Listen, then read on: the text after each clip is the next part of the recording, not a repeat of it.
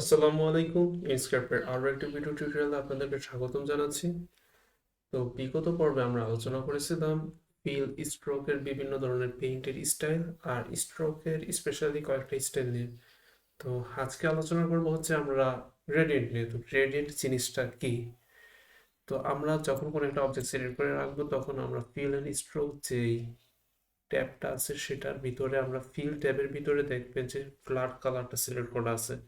তো এর পাশে আমরা লিনিয়ার গ্রেডিয়েন্ট আছে। লিনিয়ার গ্রেডিয়েন্টের যদি আমরা সিলেক্ট করেন তাহলে দেখতে পারবেন যে একটা রং সেটা অন্য একটা রঙে ধীরে ধীরে মিলিয়ে যাচ্ছে, অর্থাৎ একটা থেকে আরেকটার ভিতরে আমরা একটা হোয়াইট জাতীয় একটা ট্রানজিশন দেখতে পাচ্ছি। তারপর আমরা আরও কিছু অপশন আছে, রেডিয়াল গ্রেডিয়েন্ট, এক্ষেত্রে হচ্ছে মাঝখানে কেন্দ্রবিন্দুতে একটা রং আছে, তারপর সেটা চারপাশে ছড়িয়ে পড়তেছে একটা বৃত্তের মতো।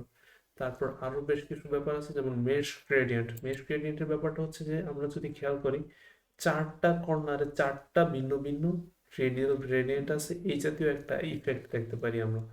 তো আজকে আমরা লিনিয়ার গ্রেডিয়েন্ট নিয়ে শুরুটা করি।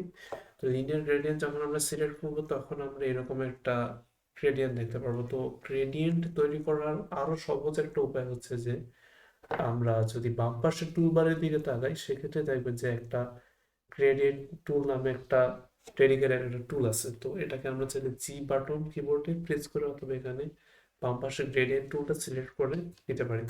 তো তারপর আমরা কি করতে পারি যে আমরা নিজেদের মন মতো একটা গ্রেডিয়েন্ট তৈরি করতে পারি। আচ্ছা, এক্ষেত্রে একটা ব্যাপার খেয়াল করেন যে উপরের মধ্যে বেশ কয়েকটা প্যারামিটার আছে।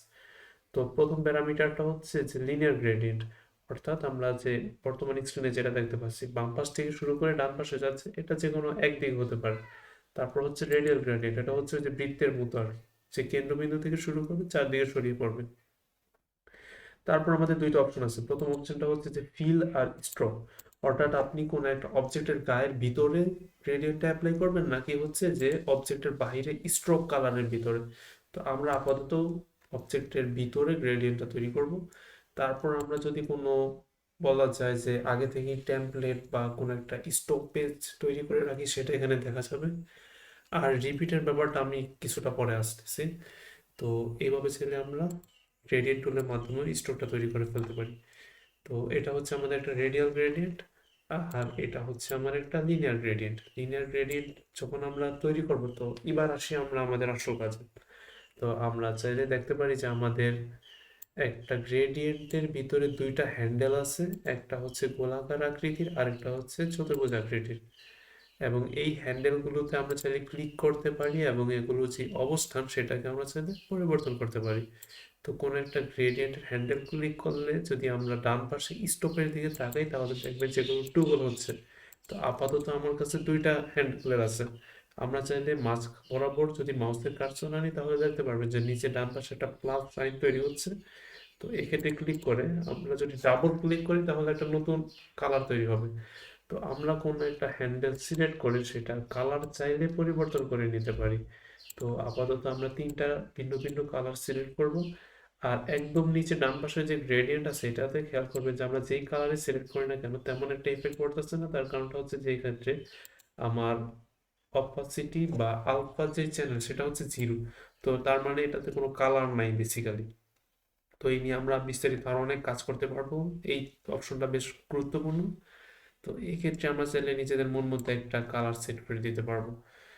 তো এই হচ্ছে আমার গ্রেডিয়েন্টের ব্যাপারটা। তারপর আমরা আরেকটা ব্যাপার হচ্ছে যে কোনো একটা স্টপেজের উপর ক্লিক করে যদি মাইনাস বাটনে চাপ দিই তাহলে কোনো একটা স্টপেজ আমরা সিলেক্ট ডিলিট করতে পারবো। তো মাঝখানে এটা ডিলিট করতে চাইলে আমরা যদি মাইনাস বাটনে চাপ দিই তাহলে এখন হচ্ছে আমার স্টপ হচ্ছে দুইটা, অর্থাৎ দুইটা কালারের ট্রানজিশন।